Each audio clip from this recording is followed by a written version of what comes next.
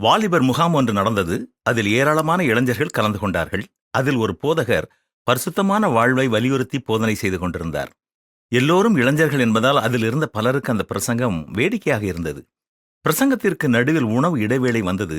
பந்தியில் பரிமாறப்பட்டிருந்த உணவுப் பொருட்களில் சில பழத்துண்டுகள் தவறுதலாய் கீழே விழுந்திருந்தன. அவற்றின் மேல் ஈக்கள் திரளாக மொய்த்துக் கொண்டிருந்தன. சாப்பிட்டுக் கொண்டிருக்கும் போதே ஒரு இளைஞன் கேட்டான், ஐயா, நான் ஒரு கேள்வி கேட்டால் தப்பா நினைக்க மாட்டீங்களே? போதகர் யோசிக்கவில்லை. சும்மா கேளுங்க தம்பி என்று சொன்னார்.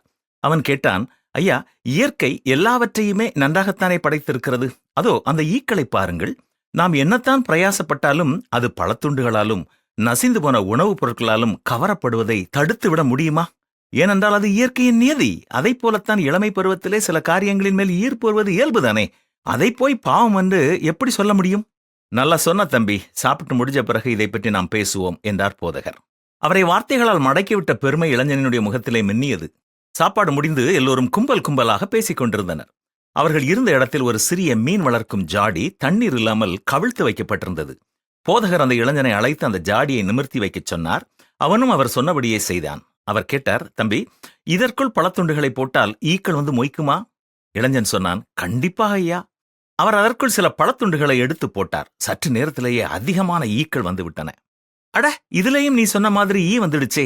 போதகர் சொன்னதும் இளைஞன் முகத்திலே மீண்டும் பெருமிதம். போதகர் இப்போது பக்கத்திலிருந்து ஒரு அட்டையை எடுத்து ஜாடியின் வாயை இடைவெளி இல்லாமல் மூடினார். சற்று நேரத்திலேயே பழத்துண்டுகளில் மொய்த்துக் கொண்டிருந்த ஈக்களெல்லாம் அவற்றை விட்டுவிட்டு ஜாடியின் உட்சுவர்களில் உட்கார்ந்தபடியே பரபரப்பாக இங்கும் அங்கும் நகர்ந்தபடி இருந்தன. பழத்துண்டுகளை கண்டுகொள்ளவே இல்லை.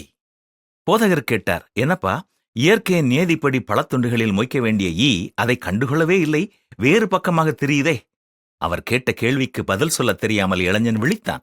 அவரே தொடர்ந்தார், ஈக்கு முன்னால் கிடக்கிறது என்னவோ அதை கவர்ந்து இழுக்கக்கூடிய அதற்கு மிகவும் பிரியமான பொருள்தான்.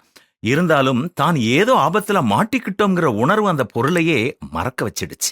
அதே போலத்தான் வேதத்தை வாசிக்கும் போது நாம் எவ்வளவு பயங்கரமான சூழல்ல இறுதி காலத்துல வாழ்ந்துகிட்டு இருக்கோங்கிற எச்சரிக்கை உணர்வு உண்டாகி நாம் உலகத்தோட கவர்ச்சிகளுக்கெல்லாம் விட்டு விலகி ஜீவனை காப்பாற்றுவதற்காகத்தான் ஓட ஆரம்பிச்சிடுவோம்.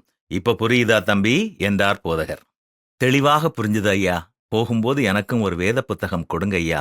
நானும் இந்த இறுதி காலத்தை பற்றி தெரிஞ்சுக்கணும் என்றான் இளைஞன். அவன் தன் சுய இச்சையினாலே இழுக்கப்பட்டு சிக்குண்டு சோதிக்கப்படுகிறான். பின்பு இச்சையானது கற்பந்தரித்து பாவத்தை பிறப்பிக்கும்.